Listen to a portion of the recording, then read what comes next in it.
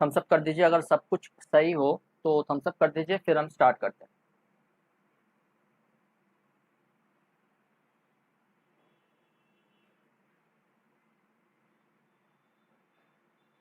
चलिए तो फिर स्टार्ट करते हैं हम इंडक्टेंस से। इंडक्टेंस के बारे में थोड़ा सा कंप्लीट इन्फॉर्मेशन मैं दे देता हूँ, फिर हम क्वेश्चंस लगाएंगे, राइट। तो पहला जो पॉइंट है इंडक्टेंस के बारे में, इंडक्टेंस के बारे में देखिए हम यहाँ पे कंप्लीट स्टडी करने वाले हैं। तो पहला जो पॉइंट है आपको पता होना चाहिए कि जो इंडक्टेंस है वो क्या करता है, किसी भी सर्किट में rate of change of current को अपोज करता है। अगर करंट किसी सर्किट में चेंज हो रही है तो वो उसे अपोज करेगा, मतलब चेंज नहीं होने देगा, राइट। तो पहला पॉइंट लिख लीजिएगा, इंडक्टेंस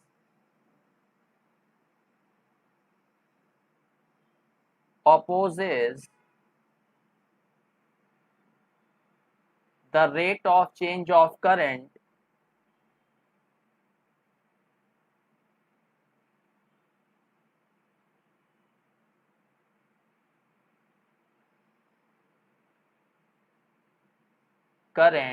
in the circuit। किसी भी सर्किट में जो इंडक्टेंस है वो rate of change of current को क्या करता है, अपोज करता है, राइट। इसका मतलब अगर करंट कांस्टेंट है, अगर करंट चेंज नहीं हो रही है, एक बार ग्रुप में थोड़ा मैसेज कर दीजिए, बाकी सब भी ज्वाइन हो जाए, अभी तक कोई आया नहीं है, राइट। तो हमने क्या देखा कि जो इंडक्टेंस है वो rate of change of current को अपोज कर रहा है, मतलब अगर करंट कांस्टेंट है तो इंडक्टेंस अप्लीकेबल नहीं होगा। सेकेंड पॉइंट क्या है, so for constant current, so for constant current inductance is not applicable, inductance is not applicable, right. ये बात क्लियर हुई। तो देखिए ये इंडक्टेंस है, ये कोई इंडक्टर है हमारे पास, इसमें अगर हमने आई करंट फ्लो कराया तो क्या इस इंडक्टर में ईएमएफ इंड्यूस होगा, मुझे बताइए। क्या इस इंडक्टर में ईएमएफ इंड्यूस होगा? फैराडे ने क्या बोला था कि अगर कोई भी कंडक्टर करंट को अगर कोई भी कंडक्टर फ्लक्स को कट करता है तो उसमें क्या इंड्यूस होगा, ईएमएफ। जैसे ही हम इस कॉइल से करंट फ्लो कराएंगे, फ्लक्स जनरेट होगी, वो फ्लक्स क्या करेगी, इस कंडक्टर को या कॉइल को कट करेगी, जिसकी वजह से इस इंडक्टर में एक वोल्टेज जनरेट होगा, राइट। इस वोल्टेज को हम बोलेंगे self induced EMF.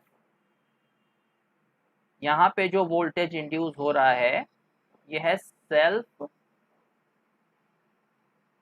Induced EMF, because ये खुद की फ्लक्स की वजह से इंड्यूस हो रहा है, इसीलिए सेल्फ इंड्यूस्ड ईएमएफ, राइट। एक छोटा सा डेरिवेशन कर लेते हैं, फिर उसके बाद क्वेश्चंस की प्रैक्टिस करते हैं। हम जानते हैं फैराडे ने क्या बोला था, from Faraday's law, from Faraday's law, Faraday's ने क्या बोला था कि जो फ्लक्स लिंकेज है,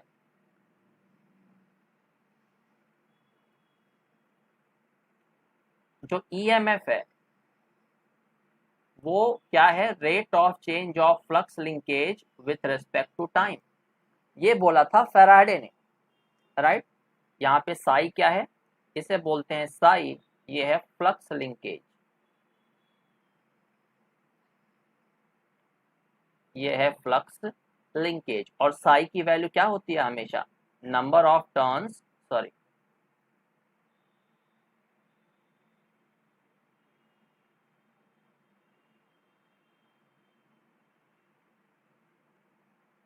अब अभी आप लोगों को कोई वो तो नहीं है, मतलब कोई डाउट तो नहीं है, मतलब ऑडियो वीडियो सारी सब कुछ क्लियर है? एक बात थम्स अप करके मुझे बता दीजिए, फिर हम आगे चलते हैं। फ्लक्स लिंकेज क्या होता है, इंडक्टेंस इनटू करंट का multiplication, Li is equal to flux linkage. ये है इक्वेशन सेकेंड, राइट। तो साई की वैल्यू रख दीजिए इक्वेशन फर्स्ट में, आपको ईएमएफ मिल जाएगा। तो यहाँ से ईएमएफ हम क्या निकाल सकते हैं, D by D T L I, right. तो ईएमएफ क्या हो जाएगा, L D I by D T. EMF हमें मिल गया L D I by D T, right. Heading डाल लीजिएगा power and energy in inductor. अब पावर और एनर्जी का भी कॉन्सेप्ट देख लेते हैं इंडक्टर के केस में। पावर एंड एनर्जी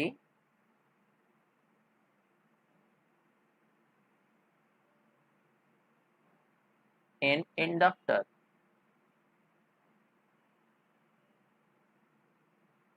इंडक्टर में पावर और एनर्जी का क्या कॉन्सेप्ट है, इसे देख लेते हैं, फिर उसके बाद हम क्वेश्चंस लगाएंगे, right, basic questions. Power and energy concept in inductor. हम जानते हैं पावर क्या होता है, V इंटू आई। V क्या है, V है हमारा वोल्टेज या ईएमएफ। हमने कितना निकाला है, ये इक्वेशन थर्ड, ये हमने अभी प्रूव किया, राइट। ईएमएफ यानी कि वोल्टेज, वोल्टेज हमने अभी निकाला हुआ है कितना, L D I by D T. तो वोल्टेज की वैल्यू हमने पुट कर दिया L D I by D T, और आई हमारे पास पहले से है। ये क्लियर हुआ। तो यहां से पावर क्या मिल जाएगा, पावर मिल जाएगा L I D I by D T, L I D I by D T. ये होता है पावर इन इंडक्टर। अगर हमें एनर्जी निकालनी है तो एनर्जी क्या होता है, वी नो दैट, बहुत सिंपल है, बहुत ध्यान से देखिएगा। We know that energy is integration of power. Energy is nothing but integration of power. अगर आप पावर को इंटीग्रेट कर देते हो तो आपको एनर्जी मिल जाएगी। तो एनर्जी स्टोर्ड बाय इंडक्टर हम कैसे निकालेंगे, energy is equal to power हमें दिया गया है L I D I by D T, D T के रिस्पेक्ट में हम इसे इंटीग्रेट कर रहे हैं। तो ये डी टी से डी टी कैंसिल आउट हो गया, हमें एनर्जी कितनी मिल गई, एनर्जी हमें मिल गई L I D T, sorry D I not D T, L I D आई। अब इसे इंटीग्रेट करिए, एल आई डी आई का इंटीग्रेशन क्या हो जाएगा, आई स्क्वायर बाई टू। तो ये हो गया हाफ एल आई स्क्वायर। ये आप बहुत दिनों से पढ़ रहे थे बट आपको पता नहीं था कि इसे प्रूफ कैसे करते हैं। तो एनर्जी स्टोर्ड बाय इंडक्टर हमें मिल गया कितना, half L I square.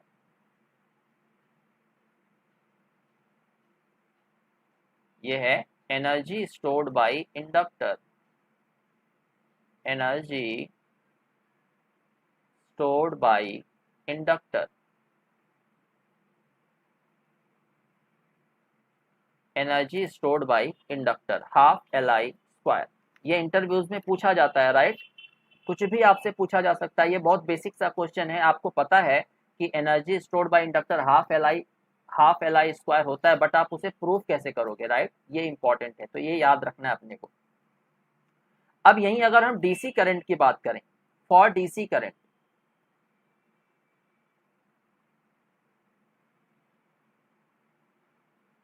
For DC current voltage across inductor क्या होता है, हम जानते हैं L D I by D T.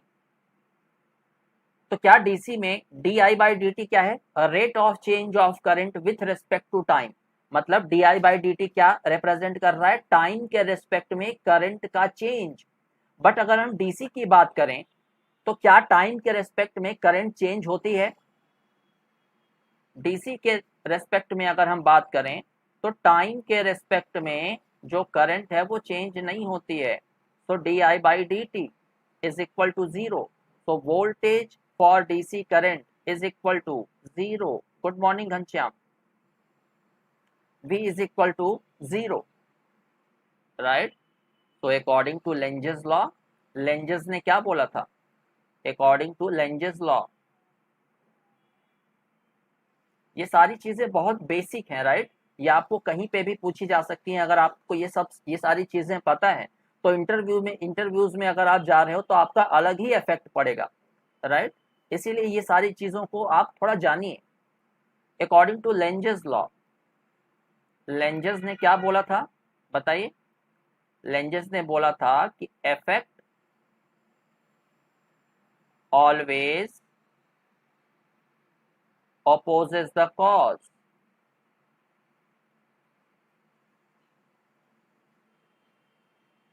Effect हमेशा कॉज को अपोज करता है। तो इस कंडीशन में मुझे बताइए इफेक्ट क्या है और कॉज क्या है? इस इंडक्टर के केस में मुझे बताइए इफेक्ट क्या है और कॉज क्या है? इफेक्ट है जो वोल्टेज इंड्यूस हो रहा है इंडक्टेंस में, वोल्टेज। कॉज क्या है? क्यों ईएमएफ इंड्यूस हो रहा है इंडक्टेंस में? चेंज इन करंट की वजह से, चेंज इन करंट की वजह से, that is D by D T की वजह से। तो यहाँ पे हमने क्या सीखा कि जो वोल्टेज है वो चेंज इन करंट को अपोज करेगा। इसीलिए हम बोलते हैं कि जो इंडक्टर है हमेशा rate of change of current को अपोज करता है। इसके पीछे ये कारण है, राइट? दैट्स वाई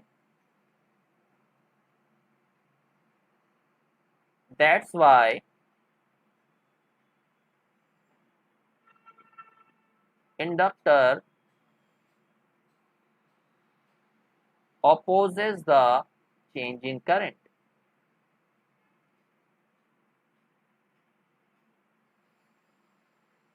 चलिए अब हम थोड़ा बेसिक क्वेश्चंस की प्रैक्टिस करते हैं और उन टॉपिक पे बेस्ड जो हम कर चुके हैं, राइट? उन टॉपिक पे बेस्ड क्वेश्चंस की प्रैक्टिस करते हैं जो टॉपिक हम कंप्लीट कर चुके हैं। तो पहला क्वेश्चन लिखिएगा, एमसीक्यूज प्रैक्टिस या क्वेश्चन प्रैक्टिस करते हैं।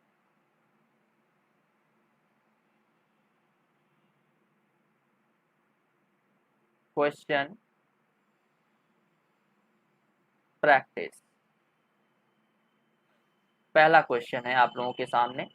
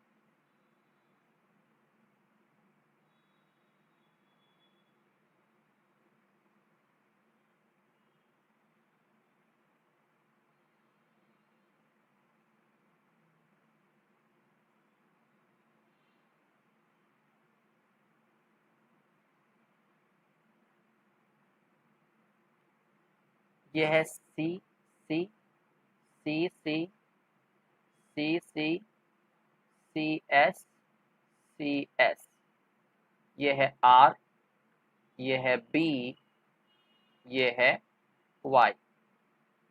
इस पॉइंट को आप कुछ भी मान लीजिए एक्स।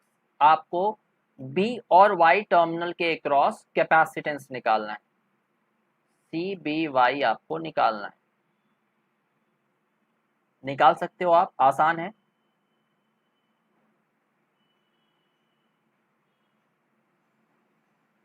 चलिए ट्राई करते हैं।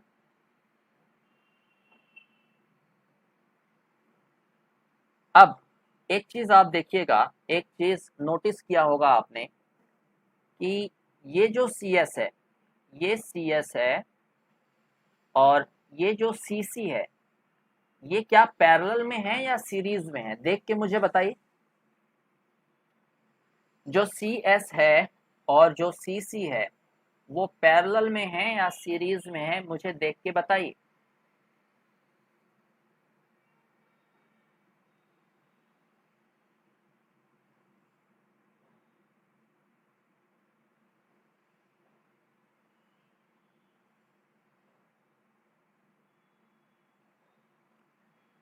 ये एक दूसरे के पैरेलल में है।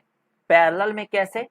आप एक चीज अच्छे से देख लीजिए कि जब दोनों साइड, दो कैपेसिटर के दोनों साइड कॉमन हो तो वो हमेशा पैरेलल में होते हैं। जैसे राइट, जैसे मैं आपको एक छोटा सा एग्जांपल लेके समझाता हूं। ये दो कैपेसिटर आप देख रहे हो,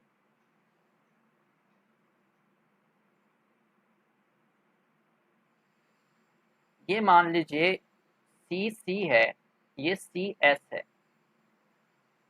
ये है पॉइंट एक्स, ये है पॉइंट वाई। अब आप इस फिगर को देख के आप तो डायरेक्ट बता सकते हो कि ये जो कैपेसिटर हैं ये पैरेलल में है।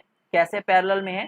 सीसी का एक प्लेट एक्स के साथ जुड़ा हुआ है, सीएस का दूसरा प्लेट एक्स के साथ जुड़ा हुआ है, मतलब एक पॉइंट एक साइड का कॉमन है, दैट इज एक्स। उसी तरह वाई पॉइंट भी दोनों कैपेसिटर का कॉमन है, राइट। इसका मतलब अगर दो पॉइंट्स किसी भी दो दो दो दो एलिमेंट के कॉमन होते हैं तो वो पैरेलल में कहलाता है। लिख लीजिएगा, अगर दो पॉइंट किसी भी एलिमेंट के कॉमन है तो वो पैरेलल में होगा। आप मुझे देख के बताइए, इस सीसी और इस सीएस में ऐसे कौन से दो पॉइंट हैं जो कॉमन है? चेक करिए, ये सीसी और ये सीएस का पहला कॉमन पॉइंट है ये बी। आप देख सकते हो पहला कॉमन पॉइंट है ये बी। दूसरा कॉमन पॉइंट क्या है? आप यहां से आइए, यहाँ पे कोई एलिमेंट कनेक्टेड नहीं है, ये डायरेक्ट जाके कनेक्टेड है आर से। सीएस जाके डायरेक्ट आर से कनेक्टेड है और सीसी भी आर से कनेक्टेड है। दो कॉमन पॉइंट्स आ गए, मतलब दोनों पैरेलल में है। सिमिलरली ये दोनों भी पैरेलल में होंगे, राइट। तो दो कैपेसिटेंस जब पैरेलल में होते हैं तो जो इक्विवेलेंट कैपेसिटेंस है वो किस में बन जाता है? ऐड हो जाते हैं, राइट। तो ये सीसी हमारे पास पहले से है, ये है बी, ये है वाई,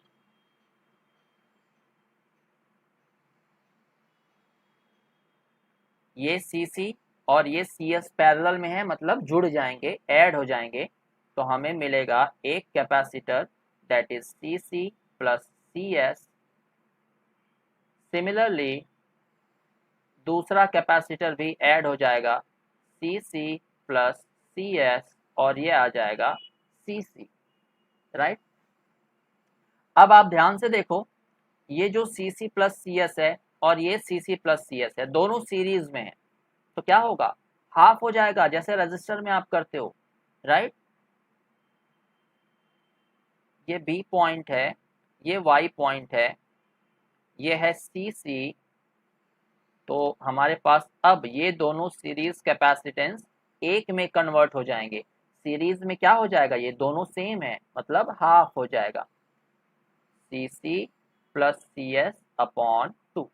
अब आप सी बी वाई निकाल सकते हो, बी वाई के क्रॉस इक्विवेलेंट कैपेसिटेंस आराम से निकाल सकते हो। सी सी और C C plus C S by two एक दूसरे के रेस्पेक्ट में पैरेलल हैं, मतलब जुड़ जाएंगे।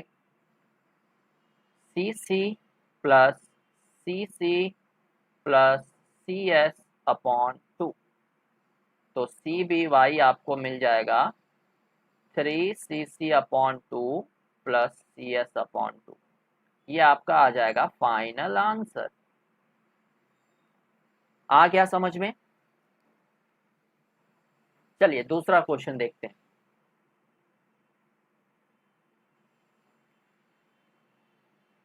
Question number 2।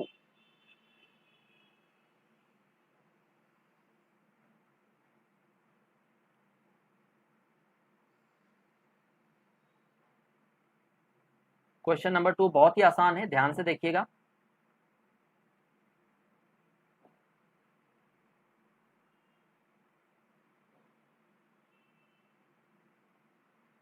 कहीं पे भी डाउट हो तुरंत पूछिए, राइट, मैं सारे डाउट क्लियर करूंगा, उसकी टेंशन मत लीजिए। ये इंडक्टर और यहाँ पे हमने लगा दिया है एक करंट सोर्स। क्वेश्चंस बहुत आसान है। ये है Q, ये है P, ये है R, ये है S। इसके अक्रॉस वोल्टेज है, रजिस्टर के अक्रॉस वोल्टेज है VR और रेजिस्टेंस है 5 ओम। ये जो सोर्स है ये 2 एम्पियर का है। ये कैपेसिटर के अक्रॉस वोल्टेज है VC और कैपेसिटर है 1 फैरेड का, और इस इंडक्टर के अक्रॉस का वोल्टेज है VL, कैपेसिटर है 2 हेनरी का। क्वेश्चन ध्यान से पढ़िए। क्वेश्चन में दिया गया है कि voltage across the resistance 5 volt, voltage across capacitance 4 sin 2t। तो आपको वोल्टेज अक्रॉस इंडक्टेंस निकालना है, VL की वैल्यू आपको निकालना है।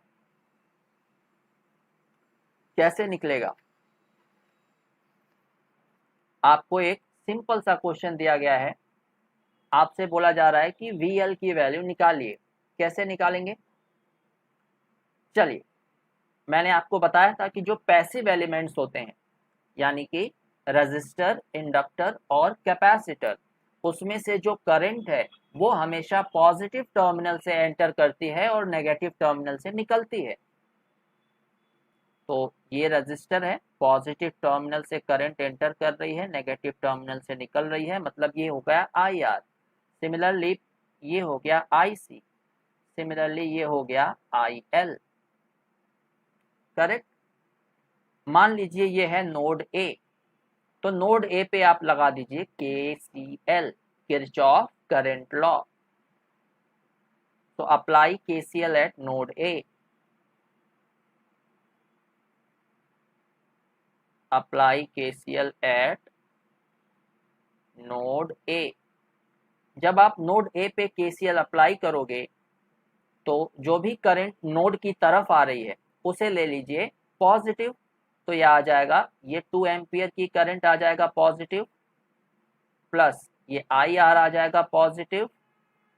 ये IC और IL जो करंट हैं वो नोड से बाहर की तरफ जा रही हैं, तो यह आ जाएगा -IC -IL is equal to 0। सही है।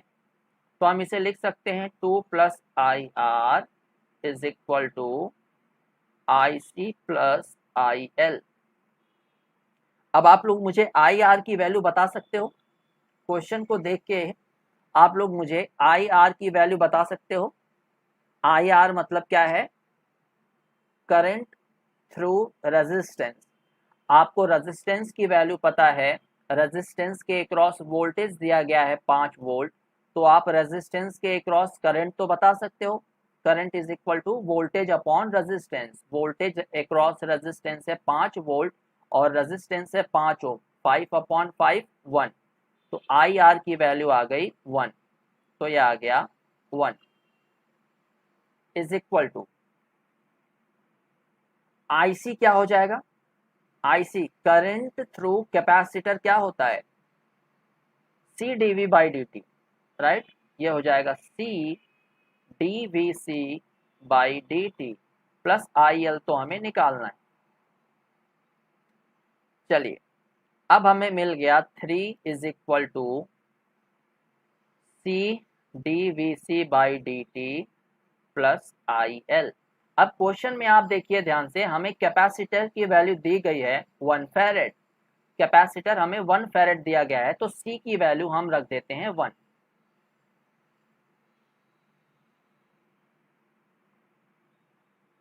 राइट। हमें निकालना है IL, तो यहां से IL की वैल्यू क्या हो जाएगी? 3 - dVC/dt। अब VC हमें दिया गया है, क्वेश्चन देखिए, VC हमें दिया गया है 4 sin 2t। तो हम VC की वैल्यू रख देते हैं, यहाँ पे क्वेश्चन में दिया गया है हमें। तो IL हो जाएगा 3 - d/dt VC। VC कितना दिया गया है? 4 sin 2t। 4 sign 2t। इसको डिफरेंशिएट कर दीजिए, आपका आंसर आ जाएगा। हमें IL आ जाएगा बट हमें VL निकालना है, ध्यान रखिएगा। 3 माइनस 4 साइन 2t का डिफरेंशिएशन क्या हो जाएगा, इंटू 2 कॉस 2t। तो IL की वैल्यू हमें मिल जाएगी 3 माइनस 8 कॉस 2t। क्वेश्चन देखिए, हमें क्या IL ही पूछा जा रहा था? क्वेश्चन देखिए, क्या हमें IL पूछा जा रहा था? हमें VL पूछा जा रहा है। तो VL क्या होता है आपको अच्छी तरह से पता है, हमने अभी अभी देखा। VL होता है क्या, L DIL by dt। Value put कर दीजिए, IL आपको पता है, तो VL हो जाएगा, L कितना दिया गया है आपको, 2 हेनरी। तो 2 IL को डिफरेंशिएट कर दीजिए विथ रिस्पेक्ट टू टाइम। तो IL हमारे पास है 3, क्या हो जाएगा 0। हमें क्या मिलेगा, -8 बाहर, cos 2t का डिफरेंशिएशन क्या हो जाएगा, -2 साइन 2t। तो VL हमें मिल जाएगा 32 साइन 2t। ये हो जाएगा आपका आंसर। बहुत आसान है, यही तो हमें चाहिए था, राइट। चलिए तीसरा क्वेश्चन देखते हैं, थर्ड क्वेश्चन देखते हैं।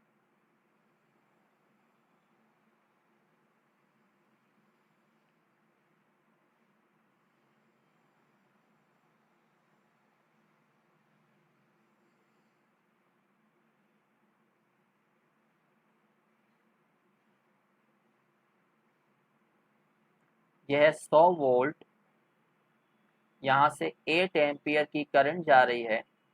यह है R, यह है 10 ओम, यह है 10 ओम। आपको इस R की वैल्यू निकालनी है। ये तो बहुत ही आसान क्वेश्चन है, आप आराम से कर सकते हो।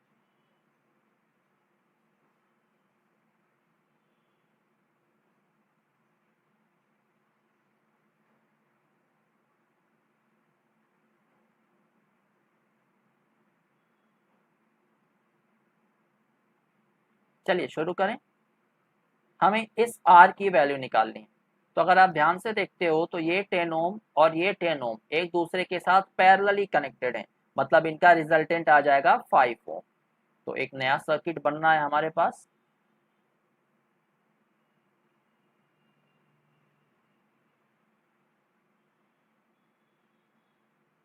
हंड्रेड वोल्ट, ये है, यहाँ से 8 एम्पियर की करंट जा रही है। ये है R, और 10 का पैरेलल कॉम्बिनेशन आ गया 5। तो यहाँ से हम R की वैल्यू निकाल सकते हैं। करंट इज इक्वल टू क्या हो जाएगा, I is equal to V upon R। R मतलब ये R और ये 5 दोनों सीरीज में है, तो टोटल रेजिस्टेंस आ जाएगा R प्लस 5।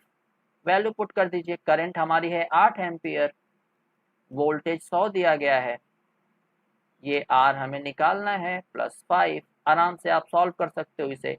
4 2 ज़ा 8, ये आ जाएगा 25। तो 2R plus 10 is equal to 25। तो 2R इज इक्वल टू 15। तो R इज इक्वल टू 7.5 ओम। आ गया आंसर। थर्ड क्वेश्चन हो चुका है हमारा, हम चलते हैं फोर्थ क्वेश्चन पे।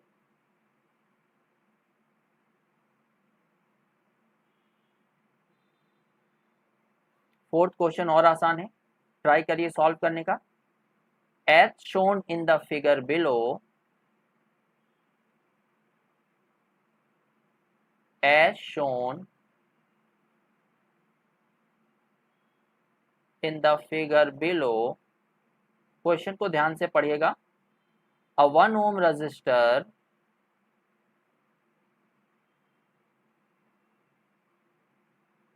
is connected across a source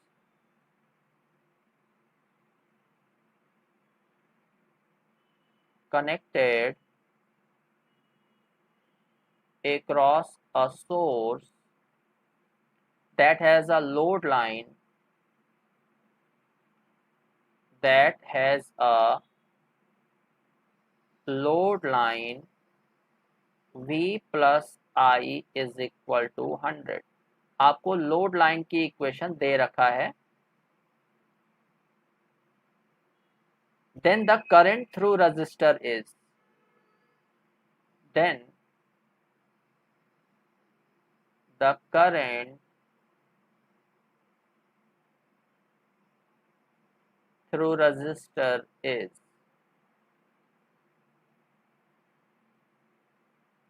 आपको जो फिगर है वो दिया गया है कुछ इस तरह से। सोर्स का वोल्टेज है प्लस माइनस V, ये 1 ओम रेजिस्टेंस है और यहां से आ रही है I करंट। आपको I की वैल्यू निकालना है। कैसे होगा? बहुत आसान क्वेश्चन है ये तो। बाकी जो कुछ भी लिख के दिया है इसने, ये सब आपको कंफ्यूज करने के लिए दिया है। हम डायरेक्ट, हमारे पास एक लाइन की इक्वेशन है उसको अप्लाई करते हैं। V plus I is equal to 100 हमें क्वेश्चन में दिया गया है। हमें रेजिस्टेंस की भी वैल्यू दी गई है, करंट की वैल्यू पूछी जा रही है। तो V इज इक्वल टू क्या होता है? IR plus I is equal to 100। I हमने कॉमन ले लिया, ये हो गया R plus 1 is equal to 100। Resistance की वैल्यू 1 ओम हमें क्वेश्चन में दी गई है, तो I is equal to 1 plus 1 is equal to 100। I is equal to 100, 1 plus 1 2, उधर जाएगा तो यह आ जाएगा 50। तो करंट हमारी फ्लो होगी इसमें 50 ampere.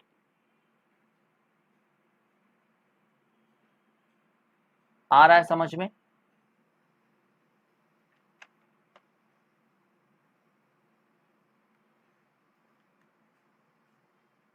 Yes 50।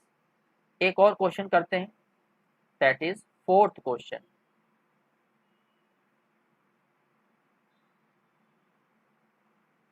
Fourth question,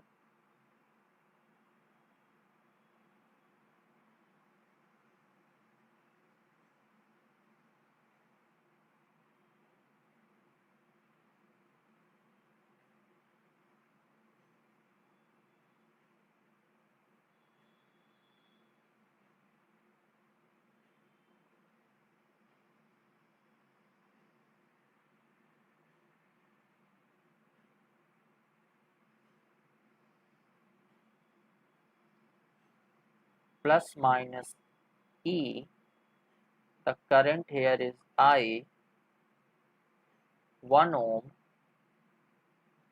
6 ohm, 1 ohm, 4 ohm, 1 ohm. The current here is 2 ampere. You have to find E and I. This is E, this is I.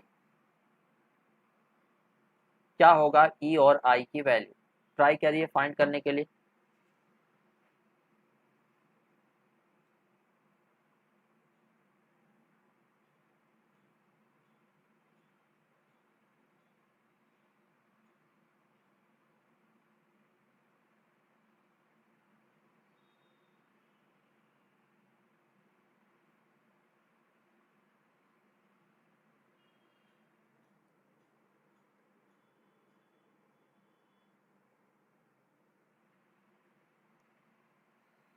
देखिए इसे कैसे करेंगे। ये जो 2 एम्पियर की करंट है ये इस 4 ओम के रेजिस्टेंस से फ्लो हो रही है, तो इसके अक्रॉस वोल्टेज ड्रॉप आएगा। तो 4 ओम रेजिस्टेंस के अक्रॉस वोल्टेज ड्रॉप कितना होगा? 4 2 8, मतलब प्लस माइनस ये आ जाएगा 8 वोल्ट। मतलब ये 8 वोल्ट इस नोड का वोल्टेज है। पैरेलल कॉम्बिनेशन में जो वोल्टेज है वो सेम होता है। ये 8 वोल्ट है, मतलब इस 1 ओम के अक्रॉस भी 8 वोल्ट होगा। तो इसके अक्रॉस करंट जाएगी 8 एम्पियर। अब इस नोड पे लगा दीजिए केसीएल। इस नोड से यहाँ 2 एम्पियर जा रही है, यहाँ 8 एम्पियर जा रहा है, तो इसके अंदर कितना करंट जा रहा होगा?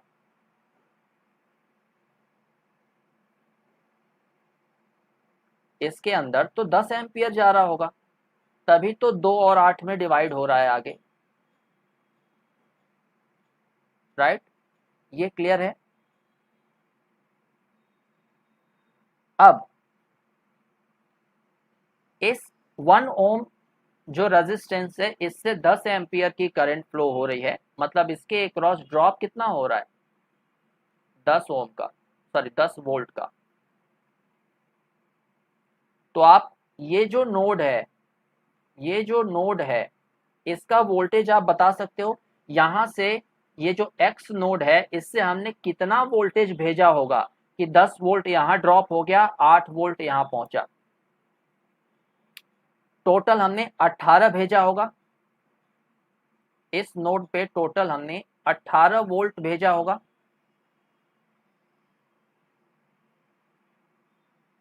अब ये नोड का जो वोल्टेज है वो 18 है, तो इस ये 18 वोल्ट मतलब इस 6 ओम के क्रॉस 18 है, तो 6 ओम से कितनी करंट जाएगी?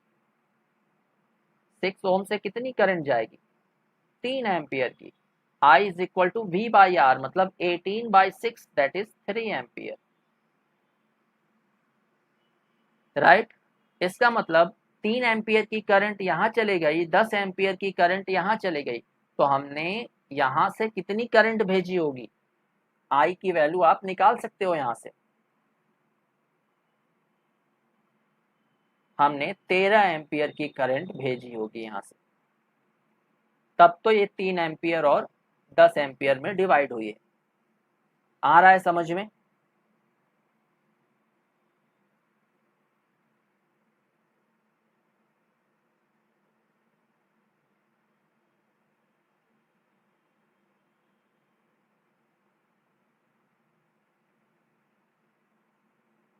आंसर जो करंट आ गया वो तो हमारा 13 एम्पियर आ गया।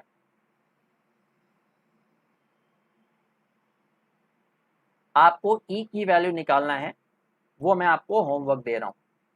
E की वैल्यू कैसे आएगी, ये आपका होमवर्क है, राइट? चलिए हम 5वें क्वेश्चन पे चलते हैं। नहीं आएगा तो मैं बताऊंगा, बट आप लोग थोड़ा खुद से ट्राई करिए कि E की वैल्यू कैसे निकालें। 5वां क्वेश्चन लगाते हैं हम। 5th question,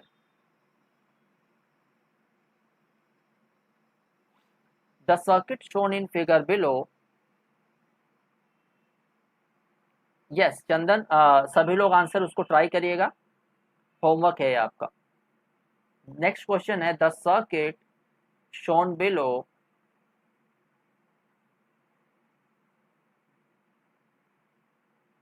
the circuit shown in figure below is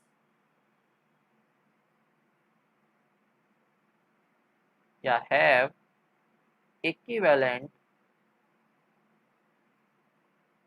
resistance of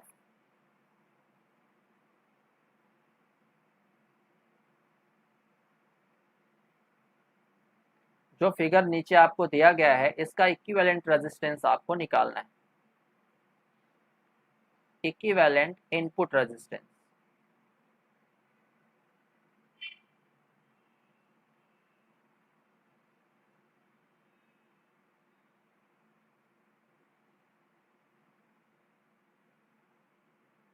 yes Sumit, Ghanshyam और चंदन, मैं चाह रहा हूं कि सभी लोग इसको ट्राई करें, इसके क्वेश्चन को। ये 2 ओम, ये प्लस माइनस 2i। आपको यहां से R इनपुट निकालना है।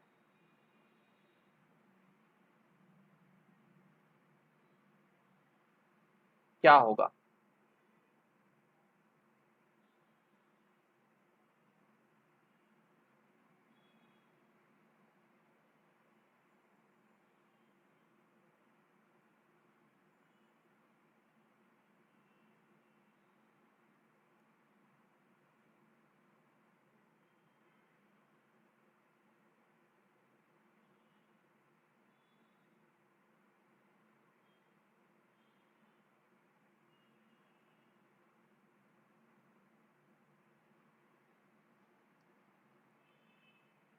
चलिए तो हम इसको करते हैं। ऐसे क्वेश्चंस को आप कैसे सॉल्व करोगे?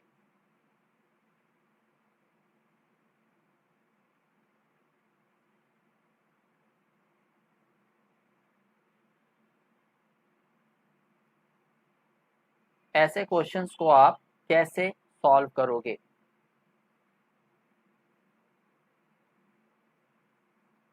तो ऐसे क्वेश्चंस को सॉल्व करने के लिए मैं आपको एक सिंपल मेथड बताता हूं कि जिस भी टर्मिनल के अक्रॉस आपको इनपुट रेजिस्टेंस निकालने के लिए बोला जा रहा है, उसमें सिंपली एक वोल्टेज सोर्स कनेक्ट कर दीजिए V वोल्ट का। तो यहाँ पे हमने प्लस माइनस, या मैं आपको पहले सर्किट बना देता हूँ। ये सर्किट हमें दिया गया है।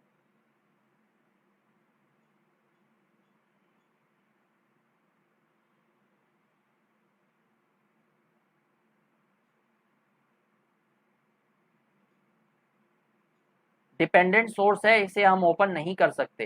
डिपेंडेंट सोर्स को आप टच भी नहीं कर सकते हो। 2 ओम, 4 ओम, ये सर्किट हमें दिया गया है। यहाँ पे आप कर क्या सकते हो, हम यहाँ पे एक वोल्टेज सोर्स लगा देते हैं, दैट इज V, राइट। अब यहाँ पे R इन इनपुट रेजिस्टेंस है क्या? V by I। Total input resistance हमें अगर निकालना है तो total input voltage divided by total input current, वही तो है हमारा R इनपुट। तो हमने एक V वोल्ट का वोल्टेज सोर्स लगा दिया, राइट। चलिए अब इस सर्किट को सॉल्व कर लेते हैं। मान लीजिए यहाँ करंट आ गई I1, तो यहाँ करंट कितनी चली जाएगी? I minus I1। इसमें लगा दीजिए KVL।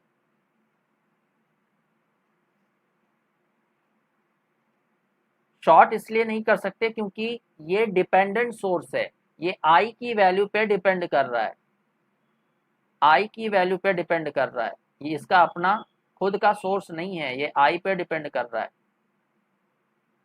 चलिए KVL लगाइए, क्या मिल जाएगा यहाँ से? ये प्लस ये माइनस, रेजिस्टेंस में हमेशा जो करंट है वो पॉजिटिव टर्मिनल से एंटर करेगी, इतना याद रखिएगा। ये प्लस ये माइनस, KVL लगाइए। हम 4 ओम में माइनस से एंटर कर रहे हैं, तो ये आ जाएगा -4I1। 2 ओम में हम प्लस से एंटर कर रहे हैं, तो ये आ जाएगा +2I1, sorry I minus I1 होगा, I minus I1, I minus I1। फिर ये जो 2I का डिपेंडेंट सोर्स है, इसमें हम पॉजिटिव टर्मिनल से एंटर कर रहे हैं, तो +2I इज इक्वल टू 0। तो 4I1 is equal to 2I minus I1 plus 2I, correct. इसको सॉल्व करिए, यह आ जाएगा 4I1 is equal to 2I minus 2I1 plus 2I। तो I1 को उधर लेके जाइए, यह आ जाएगा 4I1 plus 2I1 is equal to 2I plus 2I। यह आ जाएगा 6I1 plus 4I, sorry 6I1 is equal to 4I। But हमें चाहिए क्या? हमें चाहिए क्या? हमें V बाई I का रेशियो चाहिए, राइट। I तो हमारे पास आ चुका है, I1 हमको नहीं चाहिए, I1 को हमें हटाना पड़ेगा। इसे मान लेते हैं इक्वेशन फर्स्ट। अब ये जो V वोल्टेज हमने अप्लाई किया है यहाँ से, ये टोटल V वोल्टेज इस 4 ओम के अक्रॉस ही तो अपीयर होगा, क्योंकि बीच में तो कहीं कोई ड्रॉप नहीं हो रहा है। तो पूरा का पूरा V वोल्ट इस 4 ओम के अक्रॉस अपीयर हो जाएगा। तो V इज इक्वल टू हम क्या लिख सकते हैं? Voltage is equal to resistance into current. Resistance है 4, करंट कितनी है रेजिस्टेंस के अक्रॉस? I1। तो यहाँ से I1 की वैल्यू हमें मिल चुकी है। I1 हमने अभी तो निकाला 4/6i। अब इस I1 की वैल्यू, इसको लेते हैं इक्वेशन फर्स्ट। अब इक्वेशन फर्स्ट से I1 की वैल्यू पुट कर दीजिए इक्वेशन सेकेंड में। तो V is equal to 4, I1 कितना है हमारे पास 4/6i, तो V अपॉन I, यह आ जाएगा 2, यह आ जाएगा 3, 8/3। V अपॉन I ही तो था हमारा R इनपुट, तो ये हमें मिल गया 8/3 ओम। ये आपका फाइनल आंसर होगा।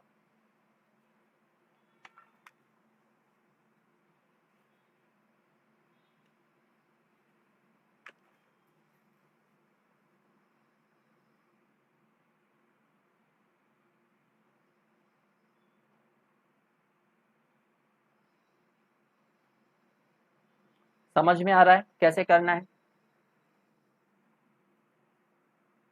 एक क्वेश्चन और करिए।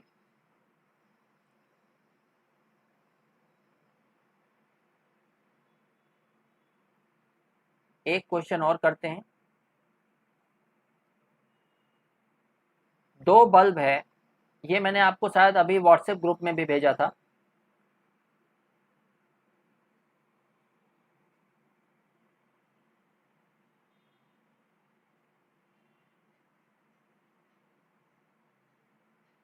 अंजलि, जो करंट है 4 एम्पियर से, आप 4 ओम का जो रेजिस्टेंस है उससे आप देखिए कितनी करंट फ्लो हो रही है। 4 एम्पियर आप देखिए, सॉरी, जो 4 ओम का रेजिस्टेंस है उससे कितनी करंट फ्लो हो रही है, चेक करिए। I1 ही तो जा रही है, I1 ही तो जा रही है।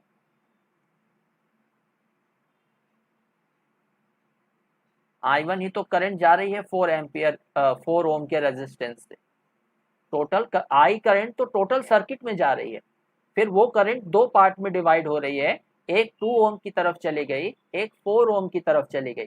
तो 4 ओम की तरफ जो करंट गई है वो है I1, और 2 ओम की तरफ जो करंट गई है वो है I माइनस I1।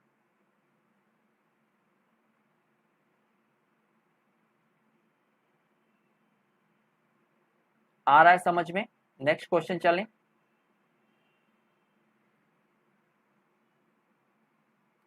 चलिए,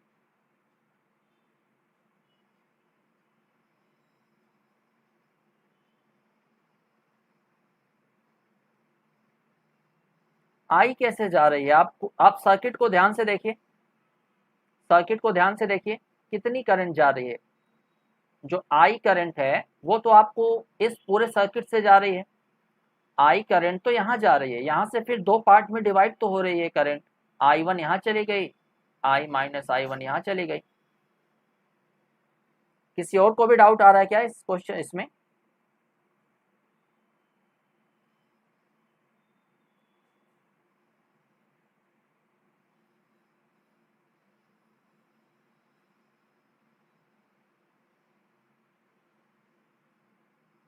करंट का डिवीजन हो रहा है यहाँ पे। क्वेश्चन, नेक्स्ट क्वेश्चन, दूसरा क्वेश्चन चलते हैं।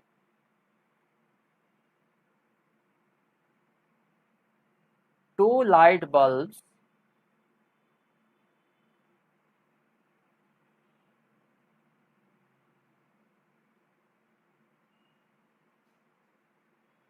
of 40 watt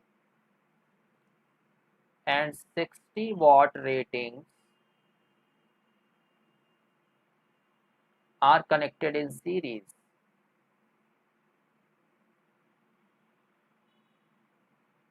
Are connected in series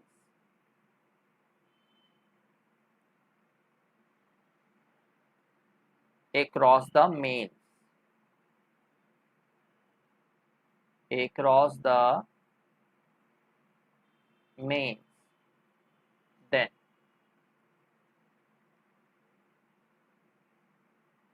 option A,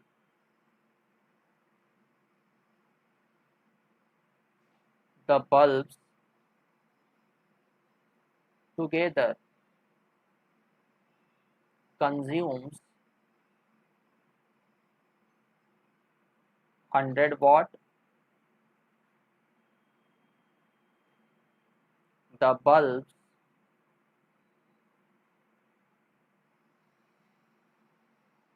together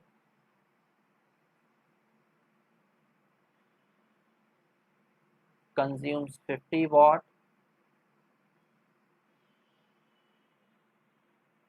the 60 watt bulb glows brighter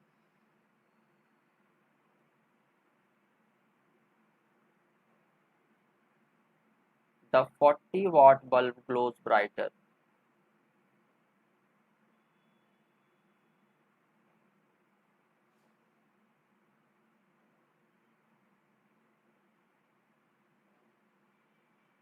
कैसे करेंगे? सॉल्यूशन देखते हैं इसका।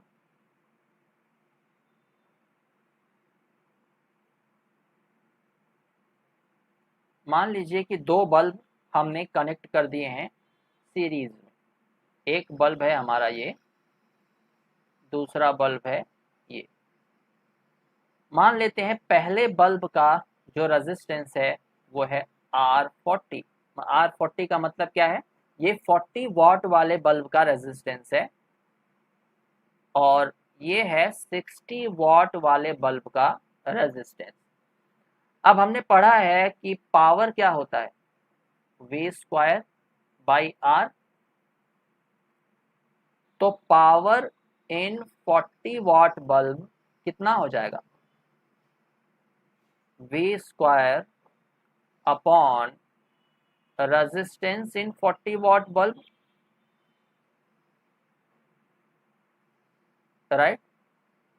Similarly, power in 60 watt bulb is equal to V² divided by resistance in 60 watt bulb, correct. अब power rating किसकी ज्यादा है? तो यहां से हम R resistance of 40 watt bulb क्या हो जाएगा? V² अपॉन 40 वाट बल्ब का power, resistance of 60 watt bulb is equal to V² upon power of 60 watt bulb. 40 watt bulb का जो पावर है वो कम है तो रेजिस्टेंस ज्यादा होगा, 60 वाट ज्यादा है 40 से तो रेजिस्टेंस कम होगा, राइट। इसका सीधा सा मतलब क्या निकला यहाँ से कि resistance of 40 watt bulb is greater than resistance of 60 watt bulb. और सीरीज में हम पावर का जो कंजम्पशन है वो क्या होता है? पावर का कंजम्पशन होता है I²R। सीरीज में जो करंट है वो तो सेम रहने वाली है, तो power consumed by 40 watt bulb कितना हो जाएगा? I² resistance of 40 watt bulb power consumed by 60 watt bulb is equal to I² resistance of 60 watt bulb. Current तो सेम है, करंट में कोई चेंज नहीं आएगा। अब R40 ज्यादा है R60 से, तो power consumed by 40 watt bulb is greater than power consumed by 60 watt bulb. अब पावर ज्यादा कंज्यूम कर रहा है तो ब्राइट भी 40 वाट का ज्यादा होगा। तो 40 वाट बल्ब ग्लोज ब्राइटर,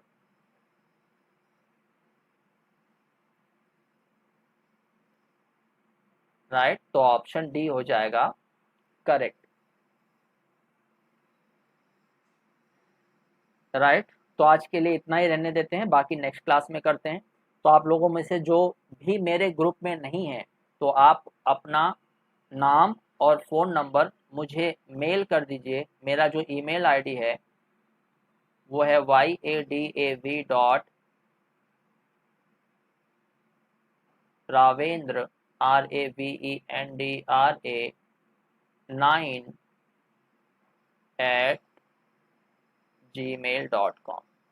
मैं आपको ग्रुप में ऐड कर दूंगा जहां से आपको नोट्स मिलते रहेंगे। तो जो आप वीडियो देख रहे हैं मेरे ग्रुप में नहीं है तो आप इस पे मुझे सेंड कर सकते हो, राइट। तो चैनल को सब्सक्राइब, लाइक, शेयर जितना ज़्यादा से ज़्यादा हो सके करिए, क्योंकि और ज़्यादा स्टूडेंट्स आएँ, राइट। चैनल ग्रो होगा तो और भी सब्जेक्ट्स के लिए क्लासेस लगाई जाएंगी। तो थैंक यू वेरी मच। चलिए मिलते हैं हम अपने नेक्स्ट क्लास में। नेक्स्ट क्लास कब है वो ग्रुप में आपको इन्फॉर्म कर दिया जाए।